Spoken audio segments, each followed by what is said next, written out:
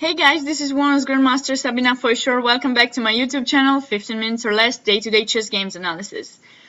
We are 1 week into this YouTube channel. I want to thank you for supporting me and coming back and checking me out. And I want to also apologize for my technology problems. I'm still trying to figure them out. Yesterday's video with Elshan seems to not have turned out as great as we had hoped.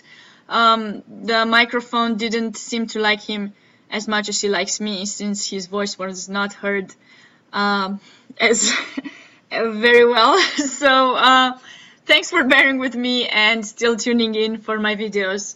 And again, sorry about that. I'm working on it, and until it gets fixed, I won't be having a guest speaker for my videos. I'll do it myself. And once it's ready, it's going to be fun, hopefully. But meanwhile, just me. So bear with me. Did you guys know that today the World Cup started? Aren't you excited about it? I know I am. And unfortunately, sorry to disappoint those who are expecting it to be the soccer World Cup. No, it's just the chess one. Still, it's quite fun. So stay tuned for games from the World Cup. Make sure you check them out yourself. It's always a very exciting event, you know, the World Cup. You know that somebody's going to win at the end, and you're always rooting for people who you enjoy watching, and I hope you do that. I'll try to choose some beautiful games from there and share them with you every single day. For the moment, I need to stop talking about things and just start doing some business. The game that I chose for today is between Cori T and Vladimir Kramnik. How not to play against a world champion or ex-world champion. But anyways. Daysi has become known in the chess world as she won the junior championship for girls some time ago, and of course Vladimir Kramnik was a world champion and top in the world for a long time, always fighting with Garry Kasparov. So very two strong characters who have fought their way through. Of course, Vladimir Kramnik is much tougher and more known, but it's always cool to see a woman chess player being part of the World Cup for men. So all my respect to Cori for having qualified to this event, and I hope she gets back tomorrow, because today's game was probably very disappointing for her, especially because she had white, and you know, when you're playing these matches and you have white, you always want to do well, and it didn't turn out very good for her. Let us go through the game. So knight c3, knight f6, the queen's gambit, and she played knight f3 here. More popular moves here are bishop g5, bishop f4, or c takes d5. The exchange variation, and now bishop g5, and the plans for white are later on with e3, bishop d3, queen c2, knight going to e2, and then do the minority attack or try to play f3, e4. Or some other plan is just to play e3, knight f3, put the knight on e5, maybe play f4, and then do the minority attack. You know, there are many plans here for white that are really good. Knight f3 is another possibility that still keeps the opportunity of playing bishop g5 or bishop f4 later. However, it seems that after Vladimir's knight bd2, she went for e3, which was a little bit surprising for me. I would normally play this e3 in the Meran, which goes like this: c6, knight c3, knight f6, e3 here. And the reason we're playing e3 here with white is that we don't want to allow this bishop to come out in f5, because now we can capture. Pawn takes. Of course, if knight takes, we just have the center. Pawn takes. And now queen to b3, putting pressure on b7 and keeping this d5 pawn attacked. And now black is forced to go back bishop c8, because if queen d7, there's bishop b5 attacking the queen, knight f6, knight c6 and knight f3 coming towards e5, and black is going to have some trouble defending here. So in this case we are playing e3, closing our own bishop, but with the idea of that black will also play e6 here, and his bishop in c8 will remain closed as well. So trade for trade. However, here e3 seems a little bit strange, especially because black has not committed to play c6.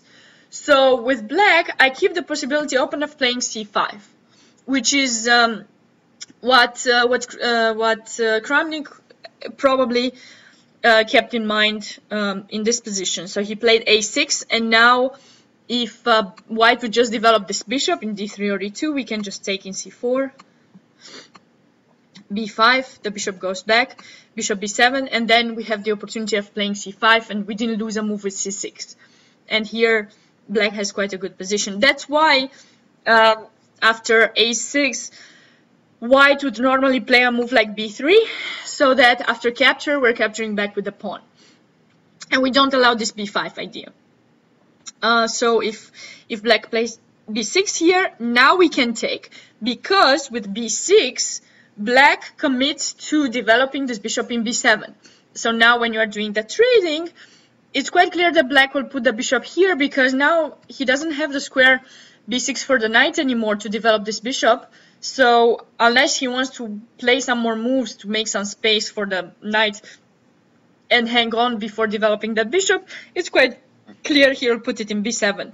But in the game, the way Daisy played it, see there is d5, it's just allowing black to play maybe knight b6 and develop the bishop on this diagonal, whereas you, as white, are still blocked with the bishop in c1. So it was a little bit surprising to see this move happening in this particular moment. Now she played bishop d3, okay, continuing the development of the pieces, bishop d6, and now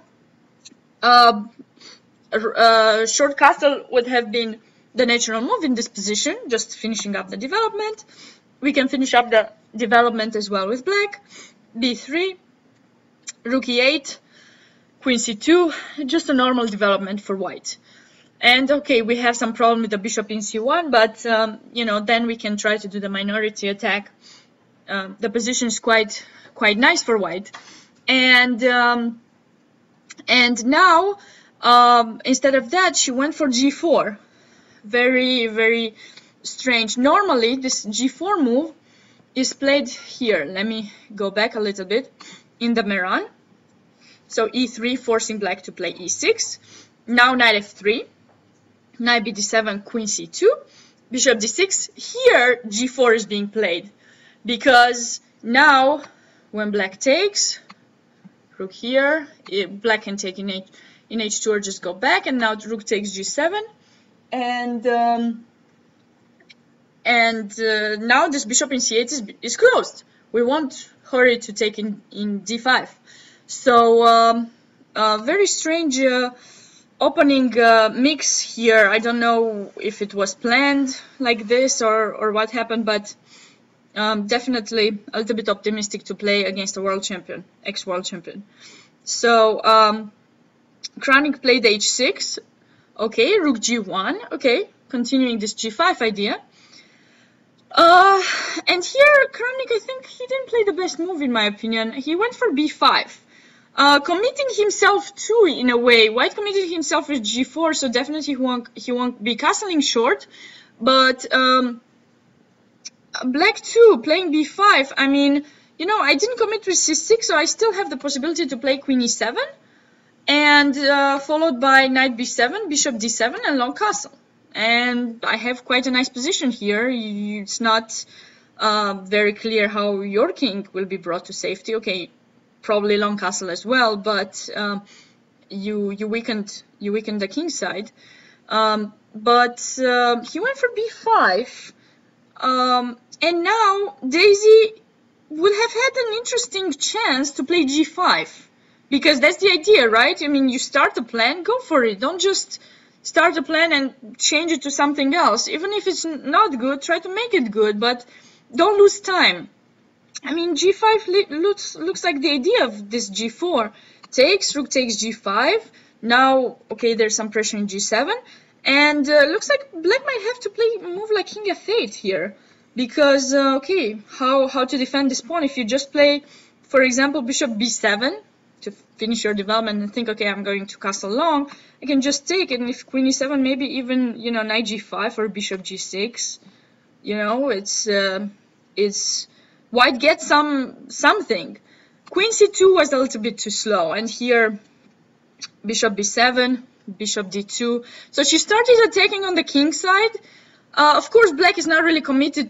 He has not committed to with the short castle, but you know, it's just go for your plan. She went for the long castle, and it was a bad decision because me as black, I'm ready here to attack you. And now again, bishop f5. It's very strange. I mean, she kept switching plans. This is something you should not be doing, not only against an ex-world champion, but against anybody in general. I mean, now g6, okay, is she going to go back? No, she took in d7, but this trade is good for black because white just gave his good bishop, and is going to have some troubles on the white squares, especially that she's going to castle long, which she did. And now c5, of course. I mean, my king is safe. For the moment, the position in the center is not open yet, but your king there doesn't look very safe after c5. If you don't capture in c5, I have b4 ideas, then capturing and rook c8, winning some material there. So she captured, knight takes c5, of course, going towards e4. Rook c8, very natural. We see a king and the queen on the same file. We're going for the pin. King b1 somewhat forced, but now the king and the queen are staying on a skewer on this diagonal, the h7 b1.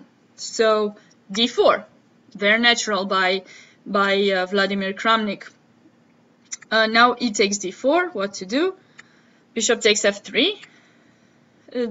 Some calculations had to be done here, but it's quite natural that black had to play this d4 here. If not, maybe I have enough time to just blockade this pawn and, you know, give you some more troubles with this position. But knight e4 is another threat by black. Anyways, bishop takes f3, bishop takes d1, queen takes, and now rook takes c5. And I just have material advantage. Your king is still badly placed. Queen f3. All you have now is, okay, my king is in the center. That's all you have as white. But Kramnik just castled, and although my king looks weak, there's nothing here. All you have is an f6 square, which your knight can get to. But after that, what do? Daisy went for knight e4. Now knight f6 check. King g7. And how do you continue?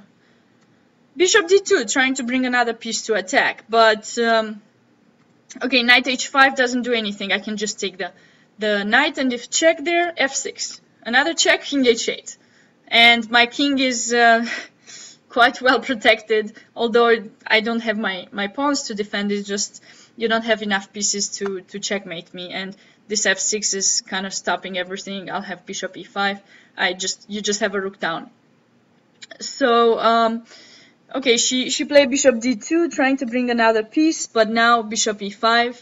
Now black is actually the one attacking more. g5 takes, some more checks, but I'm coming to attacking b2. That knight goes away, and okay, it looks like white actually has something after bishop h6, but rook g4 is just stopping everything. I'm threatening mate. And this was the last final blunder and a beautiful check. And here, please take a moment to find the last move of the game. Queen d5, using the weakness of the last rank. I really hope you enjoyed this game, and stay tuned for more games from the World cup. Goodbye. Take care.